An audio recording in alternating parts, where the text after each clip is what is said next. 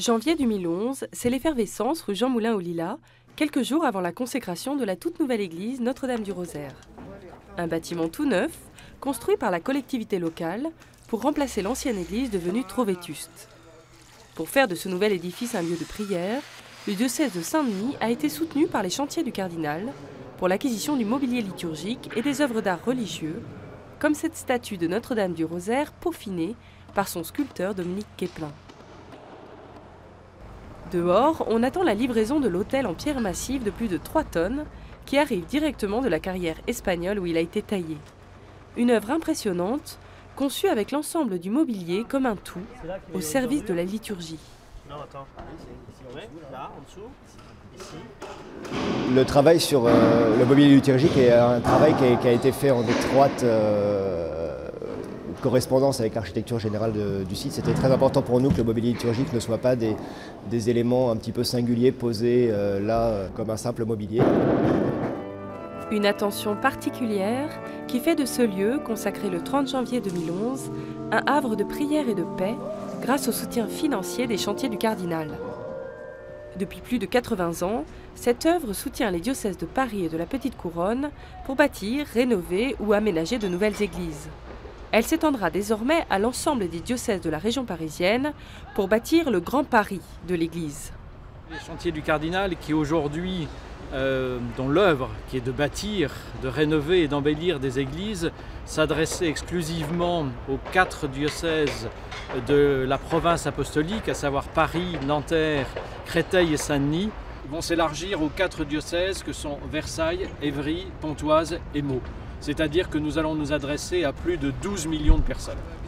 Vous êtes ici même sur le lieu où va voir le jour la maison aux anames. À cette occasion, les 8 évêques d'Île-de-France se rassemblent sur un chantier de la ZAC des Batignolles aux portes de Paris pour donner le coup d'envoi à 8 grands projets immobiliers d'envergure dans les nouveaux quartiers de leur diocèse. Je suis heureux qu'aujourd'hui, la réunion des chantiers du cardinal et des chantiers interdiocésains de la Grande Couronne permette de donner un nouvel élan à cette mission de donner à l'Église les moyens concrets de sa présence. Les évêques scellent, en un geste symbolique, leur engagement à œuvrer ensemble pour la construction de ces nouveaux projets. Des projets immobiliers nécessaires malgré la désaffection de certaines églises, pour répondre aux besoins des communautés chrétiennes des nouvelles cités, mais aussi aux défis de la nouvelle évangélisation.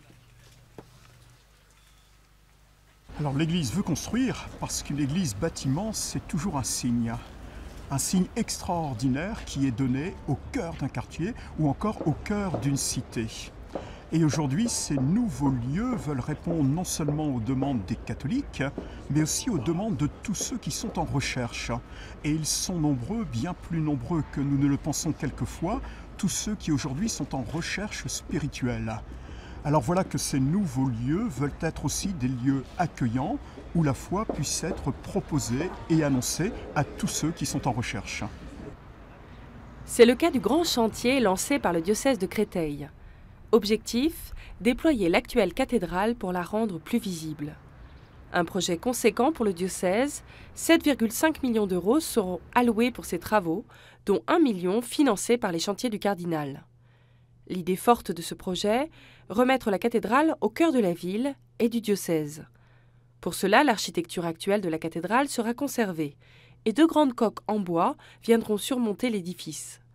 Un grand clocher viendra compléter l'ensemble pour permettre à cette cathédrale d'être identifiée depuis les avenues qui l'entourent.